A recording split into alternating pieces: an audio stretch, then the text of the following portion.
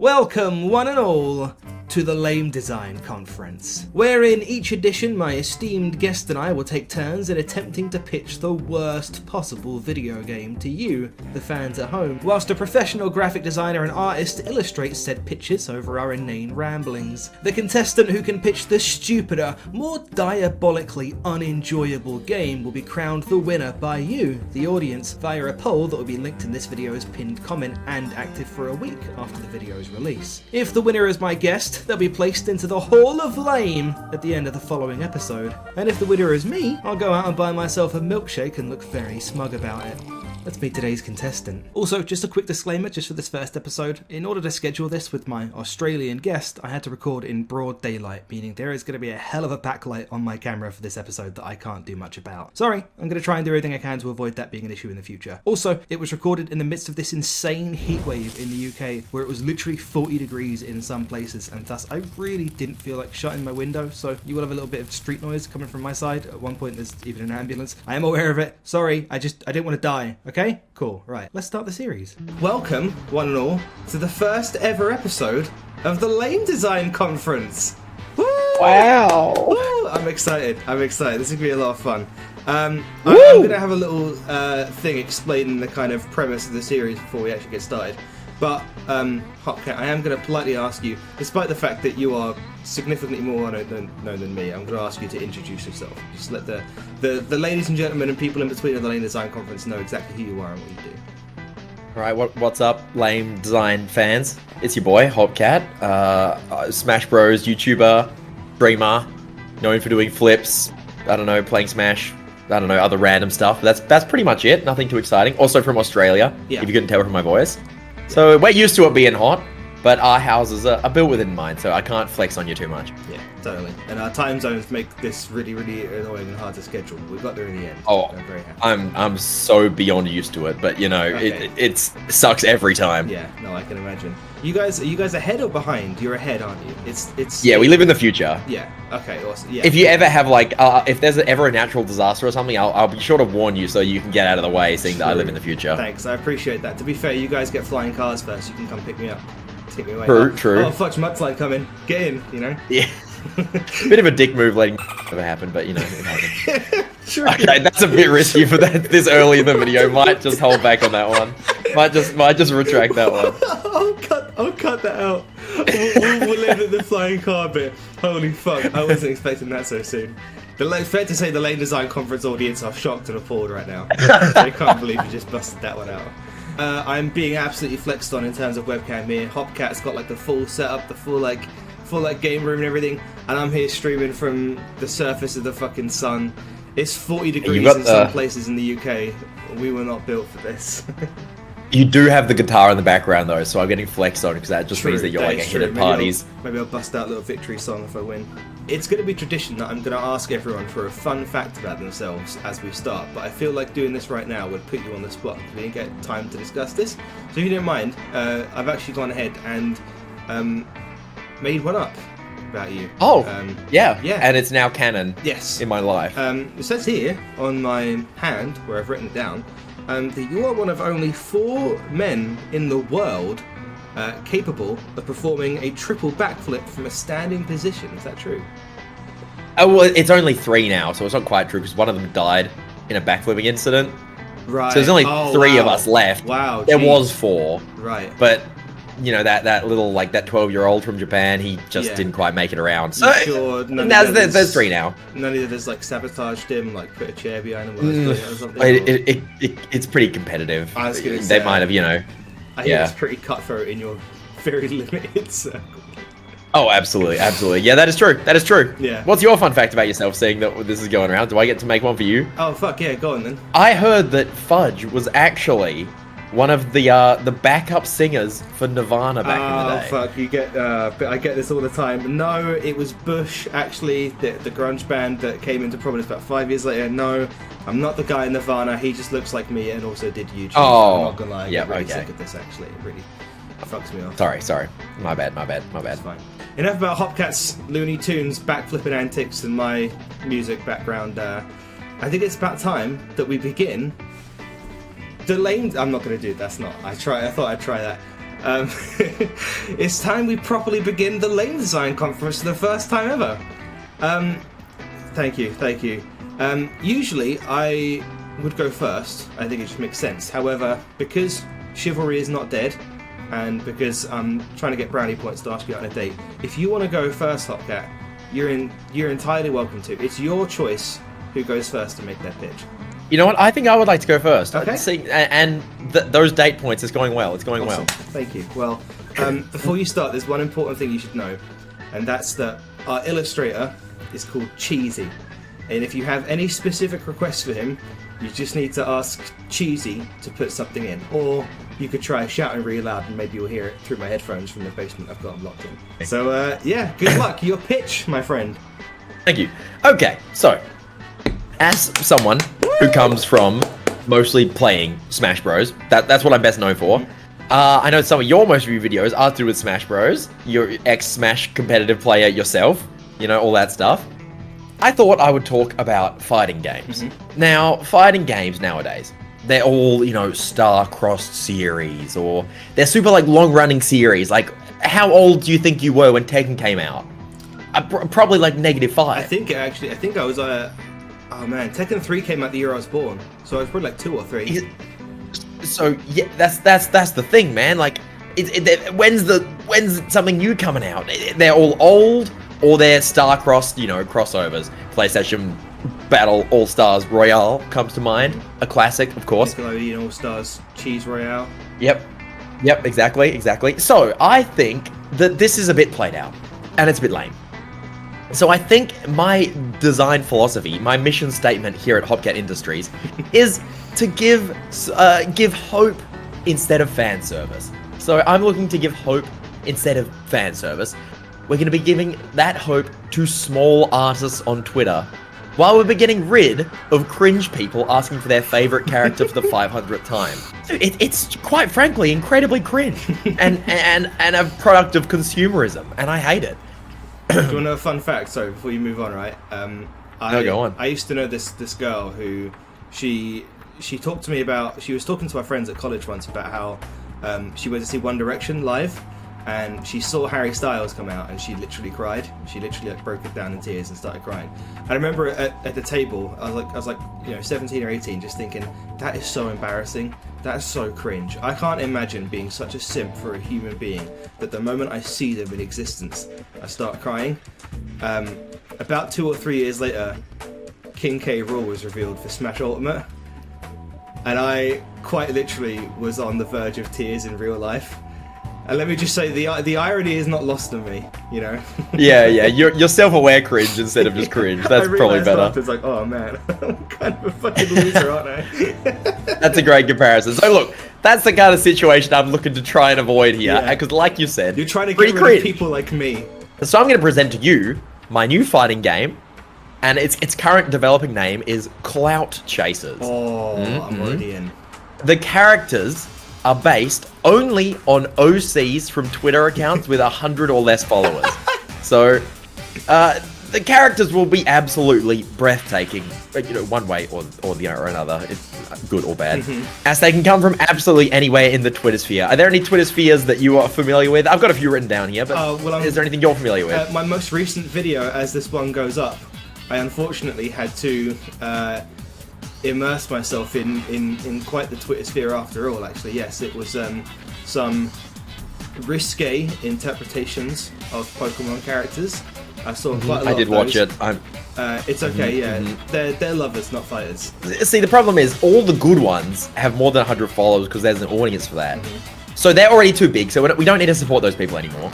So we get the small people with the really bad art, and that's what we base our characters on. So sure, you could have, as you say, risque Pokemon. There's a lot of Sonic OCs. I don't know if you've ever seen any Sonic OCs. Yeah, I know someone who had There's one. a lot. Sting the Wasp, bro. Get Sting the Wasp in there. Yep, Sting the Wasp. He probably had less than 100 followers, judging by Sting the Wasp. I'm sure he did. There's, I mean, obviously, Personas, VTuber waifu models. There's a lot of those out there. Even, like you said, your friend, fangirling. Some people draw their ideal partner, like boyfriend or girlfriend, and turn that into an OC. That could be a character. And they can all join the battle as long as nobody interacts with your tweets. Pretty good, pretty good. So what, if the character gets in and then you blow up as an artist on Twitter, does a patch come out actively removing their character from the game? Now, I am incredibly glad you asked. You would not believe how glad I am you asked, because that is a great idea, so I already had it. We're supporting the small artists, and the devs are very in tune with the competitive scene. They look at the usage statistics online of the ranked mode, and once you hit a certain threshold, it could be 15, 20% usage, you are just permanently deleted from the game. Oh my god. Because you can't have that. You've become too popular. Time to remove it. Now, this might sound, a little bit petty from me, a good character, gotta delete it. But really, it means that the meta never ever stagnates. That's a really good point. It's somewhat genius in that regard. Yeah. And the great thing about using these percentage-based stats is that it can happen at any time. Imagine this. Evo Grands, Evo biggest fighting game in the world. I was already there. Grand Finals. Game 5, Yep. I don't know, we've got Grace the Bat versus someone's ideal waifu on the stage. What's the Everyone who difference? hates, but then all the Grace haters in the chat, right? They hate watching Grace play. Lame as hell, right? Grace the Bat, terrible. They all just simply turn on their consoles, go online with Grace, push those usage stats to 15%, then just before Game 5, Grace gets deleted from the game, and and the player is it would be the most completely fucked. Yeah, they have to pick up the new OC that gets dropped into the game. It would be thrilling. Oh my god, the drama. The drama would the absolute scenes would be insane. Watching a player actively lose their main before the last game and lose out on first place Evo prize pot. Unreal. Exactly. You'd never get an Evo moment like that again. Exactly. It makes for some pretty memorable.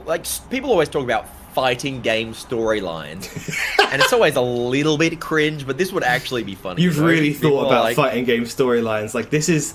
You've made a game outside the game. Exactly. Players. This is a fighting game, but it's also the Hunger Games, where if You're writing the pitch for me right here. I can't believe it. It is somewhat like a matter of society, because if your character's popping off, do you stop playing them in order to try and keep them in the game and whip them out at a good last moment? But then you can't practice them anymore. Oh my god. It's very, very interesting. Now, the characters' movesets are obviously going to be based on when people write their little paragraph about their OC. It's just Grace the Bat likes, I don't know. I found one earlier on Twitter. We had Cloud the Hedgehog. Okay. This one was a very nice OC. It's a silvery blue hair. Sure. They got a nice little poncho on. I can send you the picture later. Yeah. Oh, no, I just describe it because Cheese has to draw Yeah, it. Cheesy. All right. Cheesy, get on Now, that. the OC is getting its first fan art. Thank you for this. You're drawing your Cloud, first Cloud. OC, Cheesy. You're welcome. So Cloud loves playing, this is what the artist wrote originally. They love playing baseball, eating cheesecake, and they have amnesia. Now, how could you make this into a funny and balanced moveset? What do you think? I have no fucking clue. I heard baseball. But I think it would be funny. I heard baseball, and I was like, you've been playing multiverses recently, right? Tom and Jerry and multiverses came to mind, knocking stuff back and forth and whatnot, and likes eating cheesecake. Sure, he could throw a cheesecake like a projectile or something, or it could vomit. I'm thinking amnesia, right? But you can heal by forgetting you ever took any damage. Oh my god, dude, I'm jealous. Wish I could. You just simply go I wish I forgot had my amnesia. past traumas. Yeah. Yeah. Holy dude. shit! Just forget all the bad things happening to the past. He's busted. He sounds really powerful. Cloud the Hedgehog might be a top tier, but then in a few months' time, Yeah. doesn't exist. Suddenly, I'm Delete convinced it. that amnesia in real life would actually be really good for a lot of people. I think we could all learn something from Cloud the Hedgehog. Basically, in the end, this encourages small artists to make more art, which is always a good thing. As you enjoy the art, Yeah. I know. I'm a You like fine spoken purveyor. word, written word, comedy. I must visual art, right? Because Yeah. how would someone look like that if they didn't like visual things? I like Sonic avatars and waifu fan art, and I'm all about it. And sexy Pokemon. Man of culture. Mhm. Man of culture. So you want those small artists to make more stuff. And this encourages that because you could always get your OC put in. It's kind of like, who cares what Smash character gets put in next? Because it's no one I made. Yeah. Terrible. So this is encouraging that while making an interesting rotating meta through your unique and fun characters. And that is Clout Chasers. It's a very good point. That is Clout Chasers. Thank you. And obviously, the best thing about it is that inherently it's terrible. It's so bad because you literally can't practice your own character.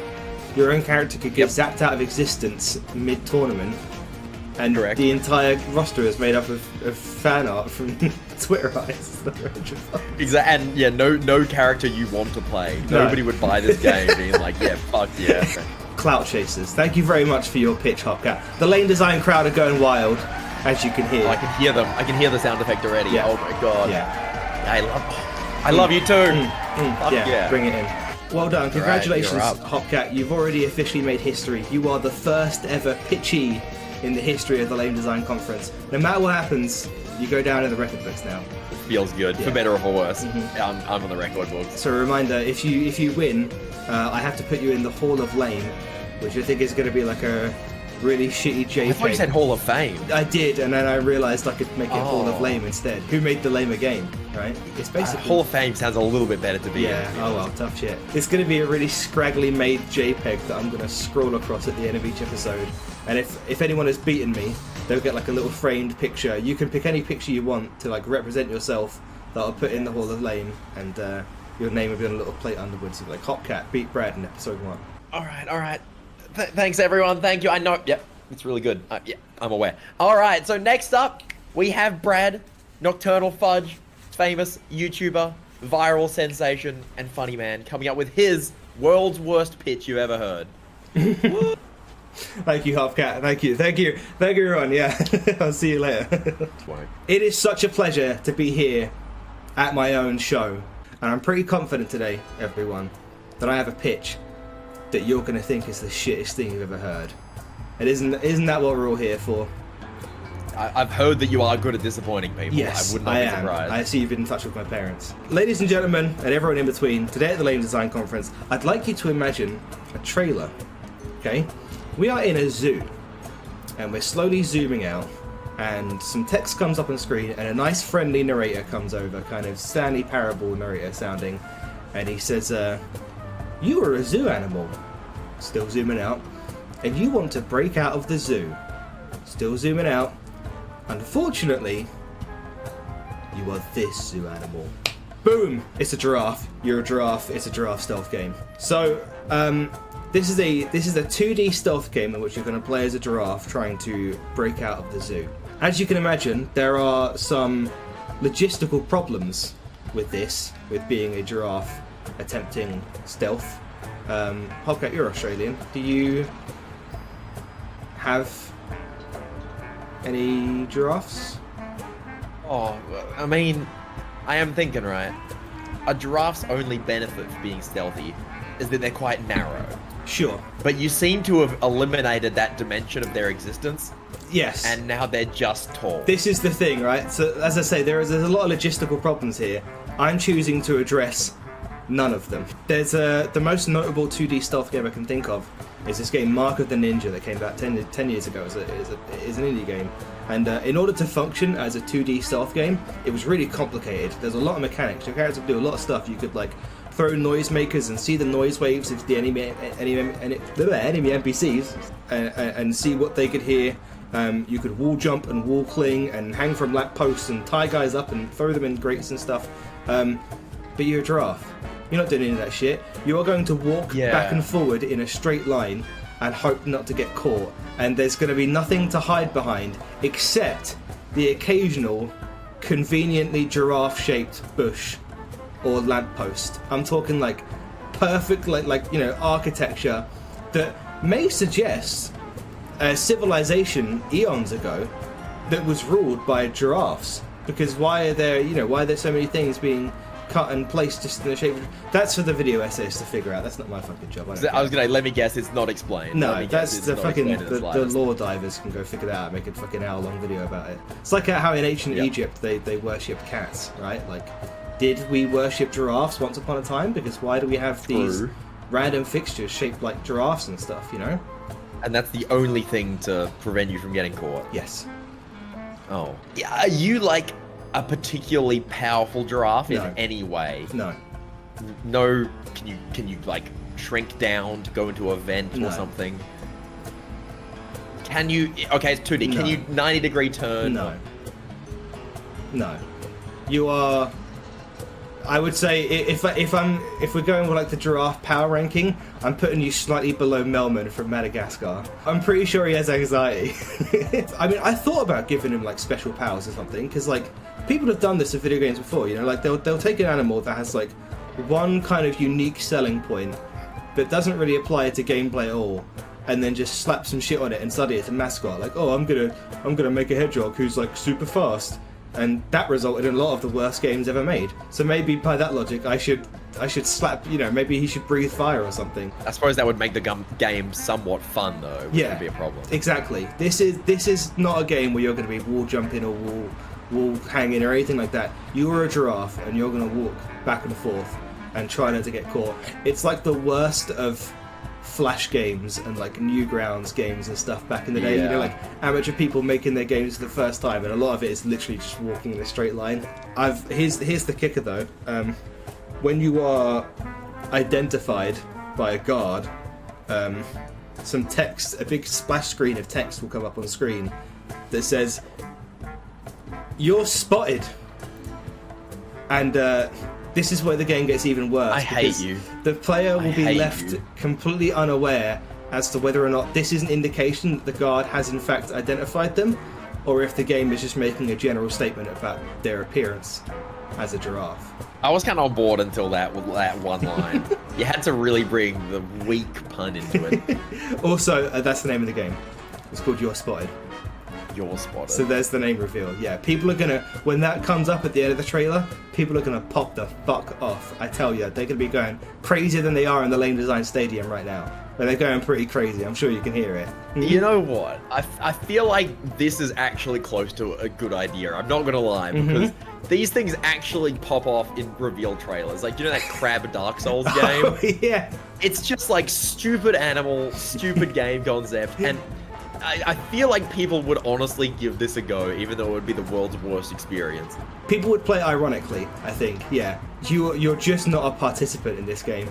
You're a giraffe. I mean, really, if I wanted to, like, you know, if I wanted to have him do some giraffe stuff, what would I even have him do? Have you ever gone to the zoo and seen a giraffe? You go there, you go, whoa, tall, and then you fuck off, because they don't do anything. It's not like when you go to the fucking gorillas, you're like, oh, if I antagonize them enough, maybe they'll break out and kill someone. There's nothing like that. You go to the giraffes, you go, whoa, big neck, bye, because they don't fucking do anything. The absolute max this giraffe could even do, if I wanted him to do something, is use his long neck to like turn off a light switch or something, you know, and sneak past. And he won't be doing that, because that would make the game fun. This is a game where you will play as a huge, fuck off, unwieldy giraffe, walk back and forth down alleyways, and because it's 2D, I haven't even really figured out how you're going to get past the guards. I think you're going to have to wait until like some disastrous life event happens, and like his girlfriend breaks up him over the phone, he goes down the side to cry, and you can walk past, you know. You're going to be waiting a long time. Picturing your gameplay walkthrough, and it's just like, alright, just leave your game running. It's a walkthrough. And it's like, leave your game running for 3,000 hours and hope that a meteor strikes the town, and then maybe you'll be able to walk out, but no guarantees. Leave game audio on high and see if you can hear one of the guards having a vehement argument with his partner. So there you go. That's my pitch for You're Spotted, the least fun, enjoyable stealth mascot animal game I can possibly imagine. Sounds truly dreadful. Yeah, it sounds absolutely dreadful. I'm not sure what's worse between like walking back and forth and it being so boring that you struggle to ever get invested in the first place, or getting really invested in a game and then your character literally gets zapped out of existence the next day with no warning whatsoever. We've taken very different approaches here. You want people to enjoy the game for a while, and then you want it to hurt them even worse. Whereas, like, from minute one, my game is shit, and it sounds fun. Two different ways of disappointing people. Either you raise their expectations, then drop them, or you just set the bar real low from the very start and say, this is what you're getting. Absolutely. I don't know what hurts more, you know, having your expectations set high, or never having expectations in the first place. It's cynicism and pessimism. Can the commenters join in this social experiment? They can. I mean, they're going to be voting. So the poll to decide who wins this week, who made the shitter game, who made the more lame game, will be in the pinned comment of this video. It'll be a straw poll. It's active for a week after the video goes up, and then we decide whether I defended my title as Lame Design Master, or if I've been defeated by my insurgent on the first episode, which would be very embarrassing. Please don't do that to me.